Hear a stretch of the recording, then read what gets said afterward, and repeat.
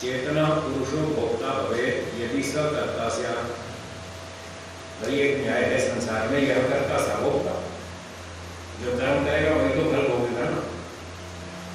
तो चेतन पुरुष को आप भोक्ता बता रहे, भोक्ता तो कब बने जब वो करता हो, क्योंकि न्याय करता है, जो करता है वो भोक्ता, और आप आत्मा को भोक्ता बता रहे। जब आत्मा को भोक्ता बता रहे हैं वो तो तब बनेगा जब वो करता हो। यह करता सर्वोक्ता ये प्रसिद्ध है, ये प्रसिद्धि है, जो करता है वो भोक्ता, ये नहीं प्रसिद्ध उक्ति है, लोकोक्ति है, मुहावरा है। परंतु पुरुषस्तु नित्य शुद्ध बुद्ध मुक्त स्वभाव, पुरुष तो शुद्ध बुद्ध है, चेतन है, नित्य है, शुद्ध है, बुद्ध है, मुक्त है, स्वभाव इस स्वभाव वाला है। तथम नाम तस्य कर्तृत्व, वो कर्ता क्यों बन जाएगा? वो तो पहले शुद्ध है, ठीक ठाक है, उसको दुनिया से क्या लेना देना, वो कर्ता तो है ही नहीं। पुनः कथम ही कर्तृत्व अंतरेण तस्य भोगापत्ति, जब वो कर्ता तो है ही नहीं तो फिर बिना कर्ता के भोक्ता कैसे बन गया? इति अत्रोच्यते, इसका उत्तर देंगे। जब पुरुष कर्ता तो है ही नहीं कि पूर्व पक्षी क्या है, फिर भोक्ता कैसे बनेगा? उत्तर दे रहे हैं सूत्र 105 बोलिए। अकर्तुरपि फलो भोगो अन्नाद्यवत् अविवेकाद्वा तत्सिद्धे कर्तु फलावगम। ये दो सूत्र हैं, थोड़े कठिन है, थोड़ी मेहनत करनी पड़ेगी समझने के लिए। थोड़ा सा बताता हूँ, 2-3 मिनट है। सूत्र द्वयं सह व्याख्यायते, दो सूत्रों की इकट्ठी व्याख्या करते हैं। अकर्तुरपि भवति फलोपभोक्तृत्वम्, सूत्र भाष्यकार कह रहे हैं कहीं कहीं पर जो कर्ता नहीं होता है, अकर्ता है, उसको भी खाने पीने को मिलता है। अन्नाद्यवत्, यथा अन्नाद्य कर्ता भोजन पाक कर्ता अन्नाद्यम पक्वं कृतं भोजनम उपभोगो कर्तु स्वामिनो भवति। अब हमारे संस्था में भोजन बनाता है पाचक, खाते हैं आप, आपने थोड़ी बनाया, क्यों खाते? आपने बनाया नहीं, फिर भी खाने को मिल रहा है। सेठ खाता है, उसका नौकर खाना बनाता है, इंजीनियर कार बनाता है, हम उसका लाभ लेते हैं, बनाता कोई और, यूज कोई और करता है, ऐसा भी तो हो रहा है। तो जैसे भोजन कोई और बनाता है, खाता कोई और, वो करता नहीं सीधा सीधा भोजन बनाने वाला, फिर भी खाने को मिल रहा है। तो इसी प्रकार से भोजन पाक कर्ता अन्नाद्यम पक्वं कृतं भोजनम, उसके द्वारा पकाया गया भोजन पाचक के द्वारा, उपभोगो, उसका उपभोग अकर्तु स्वामी न भवति, जो उसका स्वामी है, सेठ उसका, जिसने उसको नौकरी पर रखा है, वो खाता है खाना, नौकर खाना बनाता है, सेठ खाना खाता है। तद्वत् संभवेदेव, उसी के तरह इसी के तुल्य ऐसा भी हो सकता है। तस्यापि नित्य शुद्ध बुद्ध मुक्त स्वभावस्य पुरुषस्य भोग्यम सच तस्य भोक्ता।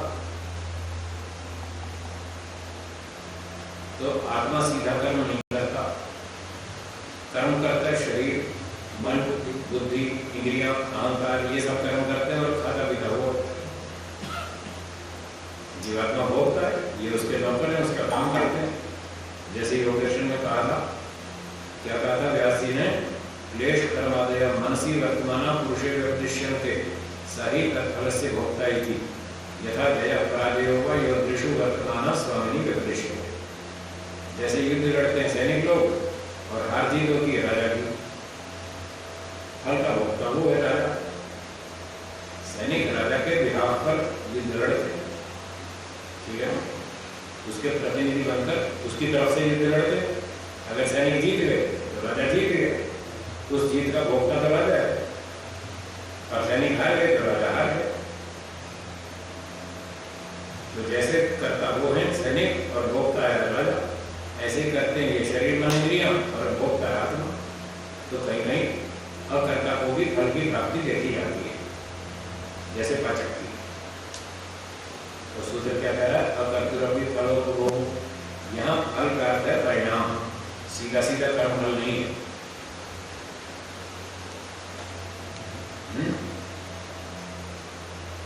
अगर कर्म कोई और करे, फल कोई और होगे, फिर तो अन्याय हो जाएगा। तो यहाँ फल का अर्थ फल नहीं करेंगे, परिणाम करेंगे। कर्म कोई करता है, परिणाम कोई भोगता है। ट्रक चलाता है ड्राइवर, शराब पी के और ठोक देता बेचारे कमजोर आदमी तो बाइक वाले को। स्वामी जैसे राजा है स्वामी जी, हाँ, तो राजा जो है वो सैनिक जो है जितने हैं उनके पेमेंट लेते हैं, उनके सेवा करते हैं और जिम्मेदारी लिए कि आपके लिए हम मरेंगे, और सारे उसको राजा उनको खाना पीना मतलब एक प्रकार के अधीन है, समर्पित है, उसका अधीन है। तो जैसे हमारे हाथ हमारा अधीन है स्वामी जी, उस प्रकार ये लोग अधीन है, हमारे राजा के अधीन होते हैं। ठीक है। तब वो राजा का कर्म नहीं, इतनी मेहनत किया, उनको पैसा दिया, उनको सेवा कर रहा है, वो सारे कर रहा है, बस युद्ध क्षेत्र में नहीं किया था, वो भी तो करता ही होगा। और आदेश देने से ही करते हैं, इच्छा करके आदेश करते हैं तभी करते हैं, नहीं युद्ध से सब वापस आ जाए, वापस भी आ जाते हैं, इच्छा न होते ही वापस आ जाते हैं। ठीक है। तो करता तो यहाँ पर राजा ही हुआ ना स्वामी जी। सीधा करता नहीं है, परोक्ष करता है। सीधा तो तलवार उठाई नहीं राजा ने, न बंदूक उठाई। तो जो कर्म खिलाना पिलाना, हमको पेमेंट देना, जो कर्म किया क्या कभी तो उसकी जय जयकार हो रही, नहीं देता तो जय जयकार क्यों होती राजा की? इसीलिए तो उसने सारा मैनेजमेंट किया सेना, हम तुमको हथियार देंगे, तुमको ट्रेनिंग देंगे, तुमको खाना पीना देंगे, तुमको सारी सुविधा देंगे, तुम लड़ो हमारे लिए। अब वो लड़ पड़े, जीत गए, तभी तो राजा की जय जयकार हो रही। इसीलिए तो हो रही कि उसने मैनेज किया था। वही तो मैं बता रहा हूँ, मैंने इसका फल नहीं है ये जय वक्ता जो कहता है उसको हमें समझना है।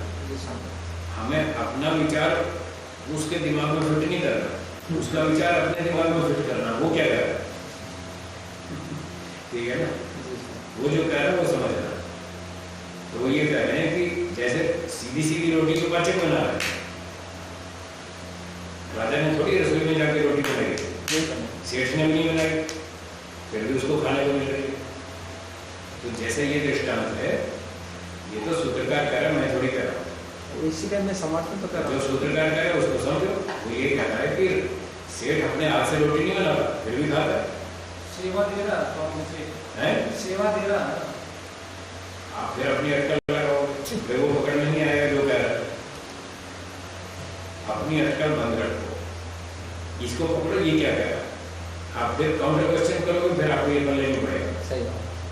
तो मैं जो कहता हूँ उसको दिमाग में बिठाओ। ये क्या कह रहा है? ये कह रहा है कि सेठ ने अपने हाथ से रोटी नहीं बनाई तो भी खाने को मिली। इस बात को पकड़ो।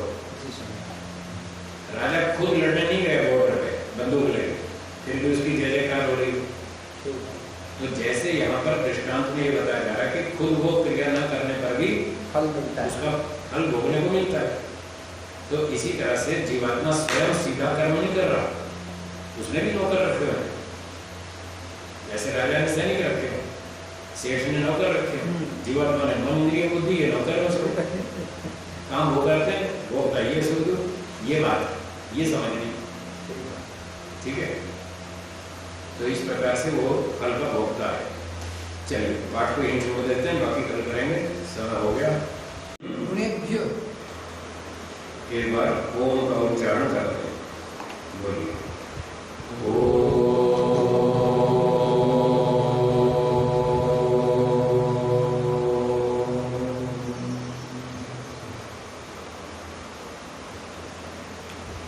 सांख्य दर्शन प्रथम अध्याय सूत्र 105 और 6 कल ये सूत्र चल रहे थे।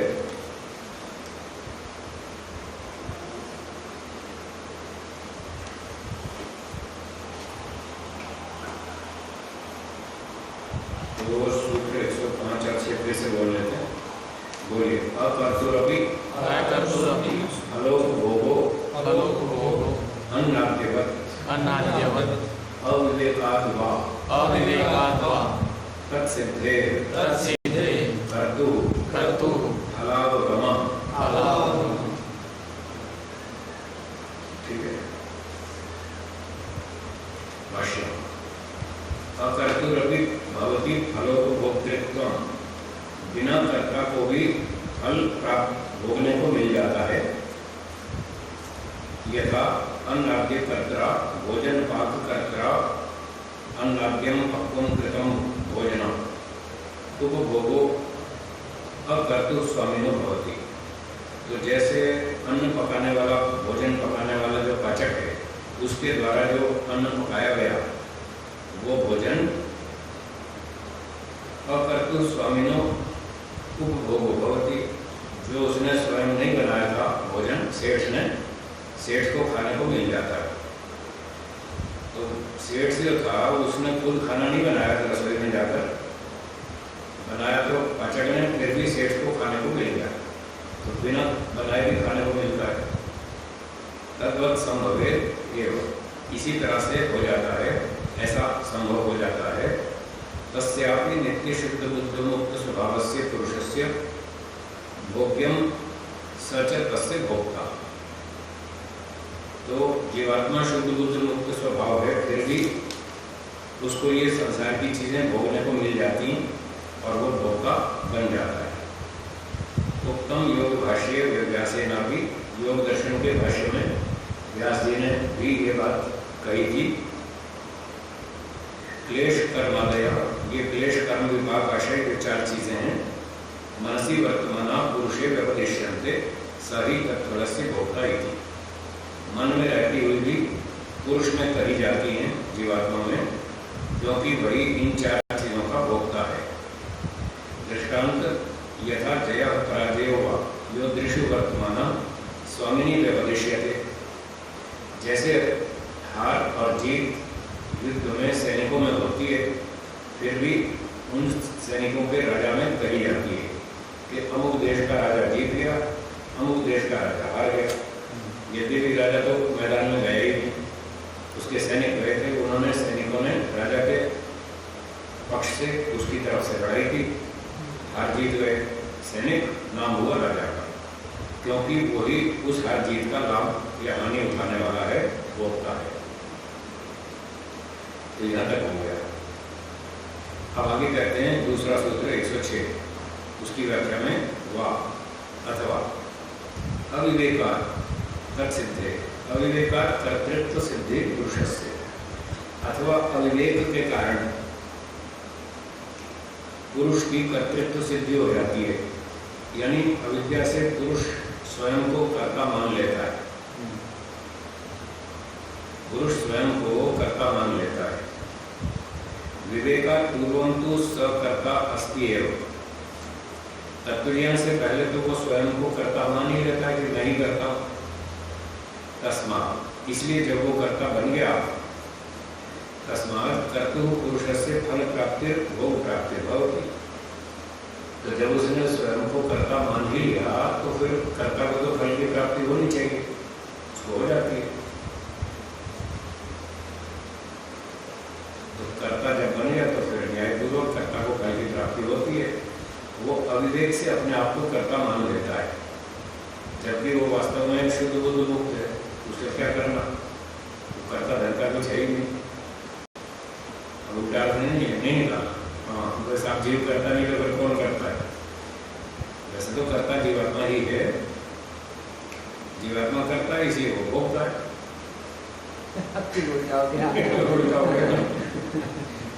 वो कर्ता अपने आप को मान लेता है। क्यों मान लेता है? अविद्या के कारण। अविद्या क्या है? अविद्या ये है, वो कहता है ये मकान मेरा है, ये बंगला मेरा है, ये बेटे मेरे हैं, ये पोते मेरे हैं, ये संपत्ति मेरी है। ये संपत्ति मेरी है, क्या ये सत्य है? नहीं। अविद्या है। जब अविद्या के कारण उसने संपत्ति अपनी मान ली और वो कहता है मैंने कमाई है, मेरी चीजें हैं, मैं इनका मालिक हूँ। अब जब वो वास्तव में मालिक तो है नहीं, है तो ईश्वर की चीजें। ईश्वर की चीजें उसने अपनी मान ली, ये अविवेक है। और अविवेक के कारण वो उनका मालिक बन गया। जब मालिक बन गया तो कोई मकान, कोई टूट टाट गया, कोई कार टूट गई एक्सीडेंट में, फिर रोएगा बैठ के मेरी संपत्ति नष्ट हो गई। अब रोएगा भी नहीं, तो रो, जब तुम मालिक बने हो तो फिर उसका दंड भी भोगो। अब वो करता है और भोगता भी है। अविद्याजनक करता था इसलिए दुखी हुआ। इसलिए दुखी हुआ।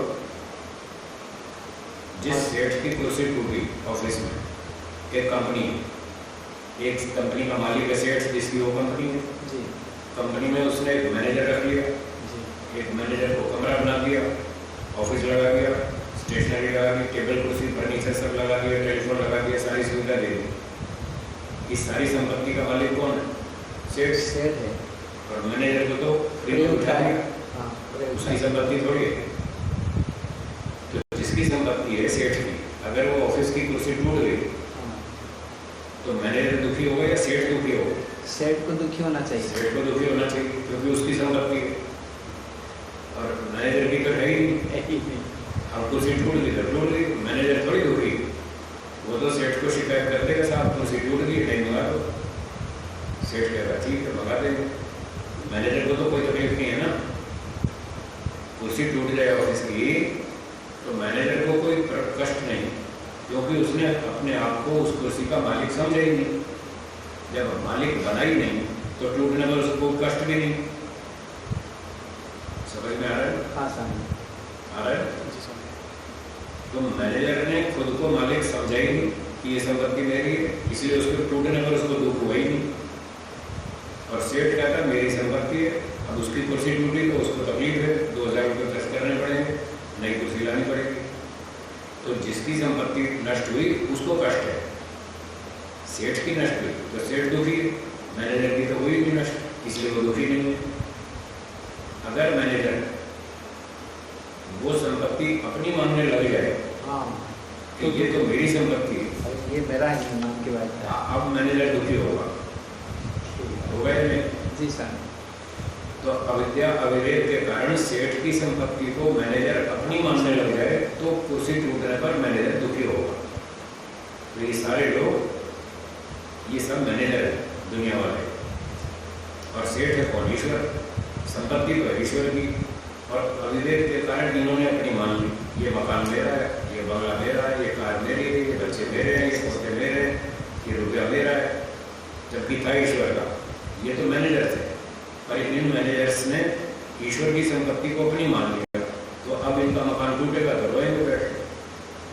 जब अपनी मानोगे तब रोगे। तो अविवेक के कारण आप कर्ता बने, आप भोक्ता भी बनो। मैनेजर का तो हानि तो हो रहा है ना स्वामी जी। क्या नहीं हो रहा है? सेठ दूसरी ला के देगा ना, उसका क्या जा रहा है जेब से? सेठ दूसरी देगा, अभी तो बैठ नहीं पा रहा है वो। बैठ नहीं पा रहा। 2 घंटे की बात है, 2 घंटे में नई कुर्सी आ जाएगी, अभी फोन करेगा दूसरी नई कुर्सी आ जाएगी, तब तक दूसरी कुर्सी पर काम चलाएगा, खड़ा थोड़ी रहेगा 2 घंटे। आप तो नहीं मानेगा तो बिल्कुल दुख नहीं होगा। फिर वही तो बात है ना, इसीलिए तो कह रहे हैं अविद्या के कारण तुम मालिक बने, अब तुम कर्ता बन गए। जब कर्ता बन गए तो फिर भोक्ता भी तुम्हें, जो करता है वो भोक्ता। कर्ता बनने से स्वामी जी यहाँ मतलब है कि जो काम करता है वो धनिक उसको शरीर आदि मिलते हैं, इसलिए कर्ता बन गया वो। उसने संपत्ति अपनी मान ली, मेरी शरीर है। हाँ, शरीर मन बुद्धि इंद्रियां, रोटी कपड़ा मकान मोटर गाड़ी बेटा पोता, ये सारी चीजें मेरी हैं, मैं अपनी मेहनत से कमा रहा हूँ, ये कर्ता बन गया कि मैंने अपनी मेहनत से कमाई, इनका मालिक न हो। जबकि वो वास्तव में मालिक था नहीं, अविद्या के कारण वो मालिक बन गया। तो जब मालिक बन गया तो कर्ता खुद बना वो कि मैंने कमाई। तो जब तुम मालिक बन गए तो अब टूटेगी तो फिर रोना भी पड़ेगा, रो तो।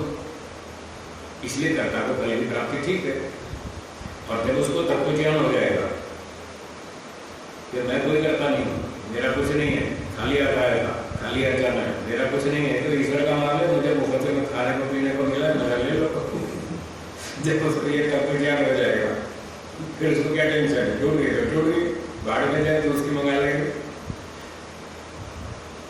तो ये 2 सूत्र में क्या बताना चाहते हैं अभी?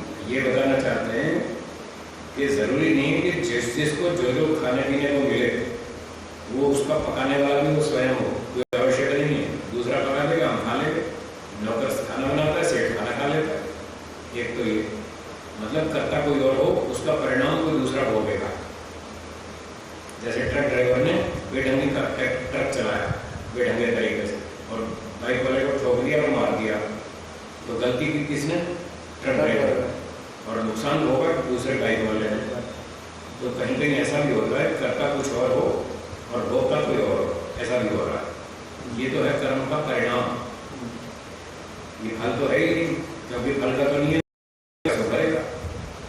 अब कर तो है ड्राइवर, भोग रहा बाइक वाला, तो ये तो परिणाम हो गया।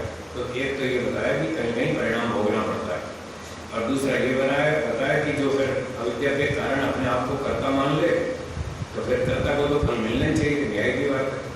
तो जब अविद्या के कारण वो खुद मालिक बन बैठता है, तो फिर उसको भोगना भी पड़ता है। जो जिसको तत्व ज्ञान हो जाता है वो अपनी चीज़ें मानता ही नहीं, वो तो कहता है ईश्वर की, हम तो यहाँ बैठे आराम से, हमको मिल गई, इसका लाभ ले लो, टूटेगी तो ईश्वर की, हमारी है ही नहीं, इसीलिए टूटने को उसको कष्ट नहीं होता।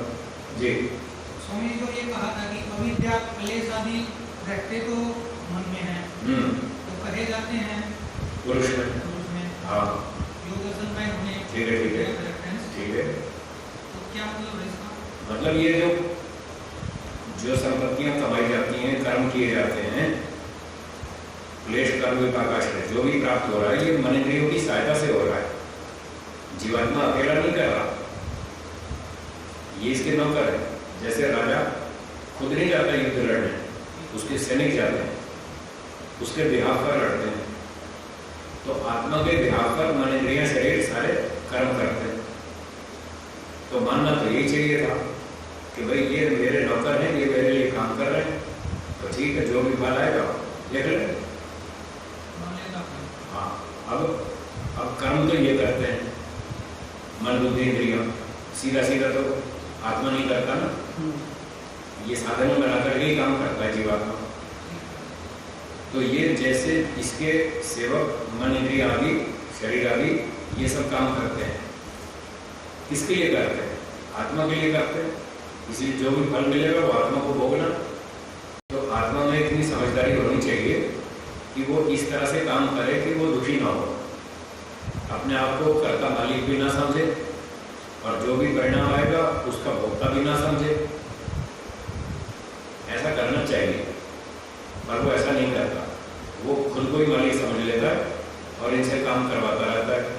जिस विचारधारा से, जिस अविद्या से प्रेरित होकर मन बुद्धि आदि से उसने काम किया, तो जो भी उसका रिजल्ट आएगा उसको भोगना। ये अविद्या तो आत्मा में हुई। वैसे तो ज्ञान गुण मिथ्या ज्ञान तो अविद्या ही है, और वो अविद्या जीवात्मा में भी है, जीवात्मा में तो है ही, लेकिन उसके जो स्थूल संस्कार हैं वो मन आदि में रहते हैं। ज्ञान गुण सीधा सीधा तो आत्मा का ही, इसलिए मिथ्या ज्ञान आदि जो भी है और सुख दुख की अनुभूति वो तो आत्मा ही करेगा, पर ये उसके सैनिक हैं, ये भी साथ में इन्वॉल्व है, ये भी साथ जुड़े हुए हैं। तो इनके माध्यम से वो जो भी कर पाएगा, इसलिए इसको भी साथ जोड़ना पड़ता है। मतलब सीधी क्रिया ये लोग कर रहे हैं, मन इंद्रिय बुद्धि शरीर आदि, और फिर जो भी रिजल्ट आ रहा है वो उसको भोगना पड़ रहा है। उनका संचालक ये है आत्मा, इसलिए। तो ये थोड़ी गहरी बातें हैं, चिंतन की बातें हैं, थोड़ा बैठ के एकांत में चिंतन करें, धीरे धीरे समझ में आएंगे, धीरे धीरे स्पष्ट होगी, टाइम लगेगा। ठीक है। आत्मा जो है बीच में है स्वामी जी, है? आत्मा बीच में है और ईश्वर ऊपर में, मालिक तो ईश्वर है। और इन साधनों का, आत्मा जो इन साधनों को जो प्रयोग करता है, तो इन साधनों का अपना मानेगा तो हानि हो जाता है। हाँ। बस वो स्वयं मालिक मानता है और दुखी होता है, वो अपना ना माने और काम कराता रहे और ईश्वर के मानते हुए कार्य करता रहे, हाँ, तो कोई समस्या नहीं। जैसे मैनेजर ऑफिस की संपत्ति सेठ की मानता है, अपने नहीं मानता, तो उसको कोई तकलीफ नहीं। अभी ऑफिस के नीचे भी कर्मचारी जो होगा, वो कर्मचारी भी मालिक उसकी जिम्मेदारी भी सेठ की है, बस अपने आप को बचा लेगा। हाँ, ये नौकर भी सेठ के हैं, संपत्ति भी सेठ की है, जो भी है हानि लाभ फायदा नुकसान सब सेठ का है। मैं तो खाली मैनेज करने के लिए बैठा हूँ जी, बस। ऐसे मैनेजर समझो तो कोई तकलीफ नहीं। संपत्ति बढ़ जाए तो कोई खुशी नहीं है, घट जाए तो गम नहीं है, दुख नहीं। तो जो भी हो रहा है सेठ का हो रहा है, अपना क्या कर कुछ नहीं। मैनेजर भी जो कार्य करता है वो मालिक के आदेश अनुसार करता है, अपनी बुद्धि से भी करता नहीं। ठीक बात है। तो इस प्रकार से जब अपना स्वामित्व हटा लेंगे तो फिर कष्ट नहीं होगा, ना हम कर्ता बनेंगे ना भोक्ता बनेंगे। ये कहना चाहते हैं। स्वामी जी अविवेकात् वा तत्सिद्धे। अविवेक के कारण कर्तृत्व सिद्धे, अविद्या के कारण वो अपने आप को कर्ता मान लेता है। ऐसा होने पर फिर कर्ता को तो फल मिलने चाहिए, फिर उसको फल मिलता है, सुख भी और दुख भी, वो ठीक है। कर्ता नहीं मानेगा तो दुख प्राप्त नहीं होगा उसको। बिल्कुल नहीं। कर्ता बनेगा ही नहीं तो दुख आएगा। भाई मैनेजर ने व्यापार किया, 10 लाख का फायदा हुआ, वो फायदा किसका हुआ, मैनेजर का या मालिक का? मालिक का। तो फिर मैनेजर को की खुशी, उसको तो बंदी वाले ही तनख्वाह मिलनी है 5 लाख, साल की 5 लाख या 8 लाख दोगे, तब उसको 10 करोड़ का फायदा हो चाहे 1000 करोड़ का फायदा हो, मैनेजर को क्या फर्क पड़ रहा, कुछ भी नहीं। और 10-20 करोड़ का नुकसान हो जाए तो मैनेजर को कोई गम नहीं है, उसको तो तनख्वाह मिलनी है, बस उतनी मिलनी है बंदी बताए। तो फायदा हो चाहे नुकसान हो, मैनेजर को कोई समस्या नहीं, वो अपना मस्त है कि अपनी तनख्वाह तो पक्की। तो ऐसे चलो, फिर कोई तकलीफ नहीं। स्वामी जी वो अपने आप को कर्ता न मान के एजेंट माने। हाँ, मैनेजर माने ऐसे, तो फिर कोई समस्या नहीं। चलिए सूत्रार्थ लिखिए ना, जी सर। लिखिए। कहीं कहीं ये सूत्र 105 की व्याख्या है, 5 का अर्थ लिख रहे हैं। जी सर। कहीं कहीं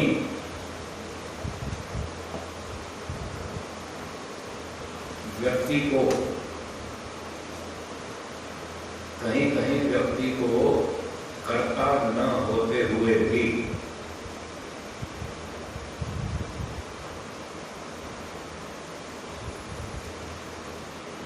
कर्ता न होते हुए भी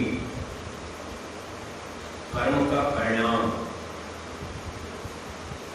भोगने को मिल जाता है।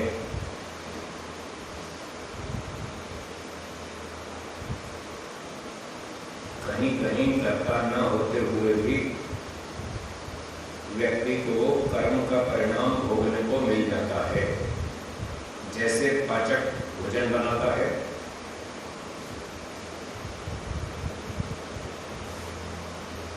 और खाने को सेठ को मिल जाता है।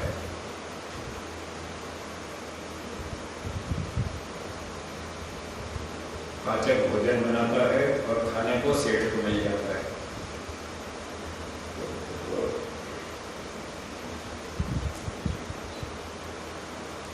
ये हो गया 105।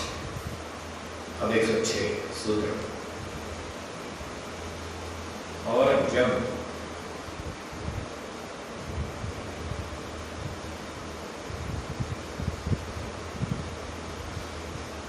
व्यक्ति अविवेक के कारण, और जब व्यक्ति अविवेक के कारण कर्ता बन जाता है,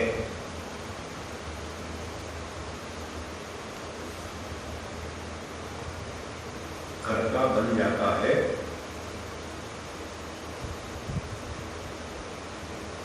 तब उस कर्ता को,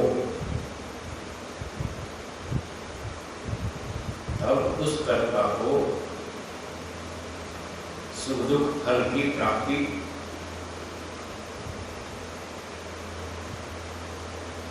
होने लगती है।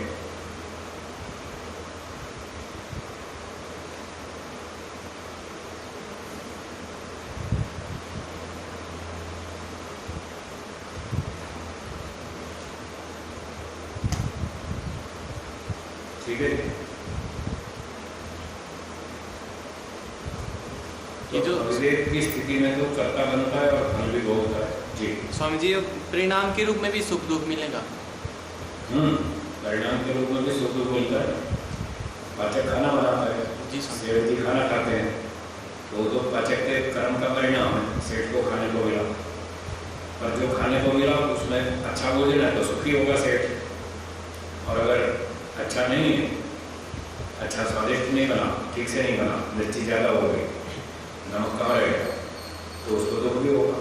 जी स्वामी। तब भी मिलता सब परिणाम के रूप में। स्वामी जी इसको आदि भौतिक सुख या दुख बोल सकते हैं? हाँ, वो कह सकते, आदि भौतिक कह सकते। ठीक है जी।